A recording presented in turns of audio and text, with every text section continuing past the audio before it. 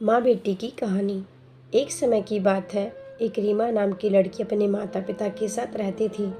वह अपने माता पिता की इकलौती बेटी थी। उसके माता पिता उससे बहुत प्यार करते थे, इसलिए जो भी वो मांगती थी उसे लाकर देते हैं। उसके पिता इतने ज़्यादा पैसे नहीं कमा पाते थे, लेकिन फिर भी वह अपनी बेटी की हर इच्छा पूरी करते थे।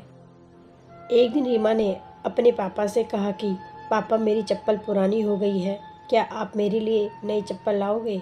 पिता ने अगले दिन नई चप्पल लाने का वादा किया। पिता अगले दिन नई चप्पल लेकर आए। रीना नई चप्पल देख बहुत खुश हुई और चप्पल पहनकर पूरे दिन मोहल्ले में उछल कूद करती रही। शाम को वह घर आई और चप्पल उतार कर सो गई। अगली सुबह रीना वह चप्पल नहीं पहनती है और अपनी पुरानी चप्पल पहनकर खेलने चली जाती है।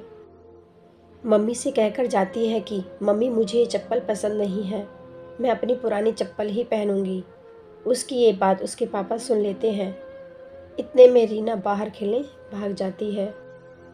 रीना के पिता उसके पीछे गए और उसे अपने पास बुलाकर कहा कि बेटा, अगर तुम्हें नई चप्पल नहीं पहननी थी तो तुमने क्यों मंगवाई, और तुमने उसे कल पूरे दिन पहन कर रखा।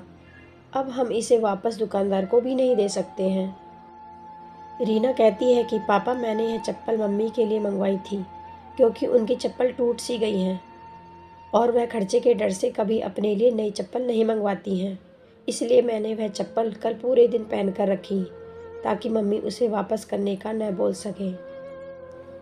अपनी बेटी की ये बात सुनकर पापा बहुत गर्व महसूस करते हैं और दरवाजे पर खड़ी मम्मी भी बेटी की बात सुन रही थी। वह भी मन ही मन बहुत खुश हुई कि इतनी सी बच्ची में इतनी समझ है। दोनों माता पिता एक दूसरे के सामने देखकर मुस्कुराते हैं और बेटी को प्यार करने लगते हैं। इस कहानी से हमें यही सीख मिलती है कि हमेशा अपने माता पिता की मजबूरी को समझना चाहिए। धन्यवाद।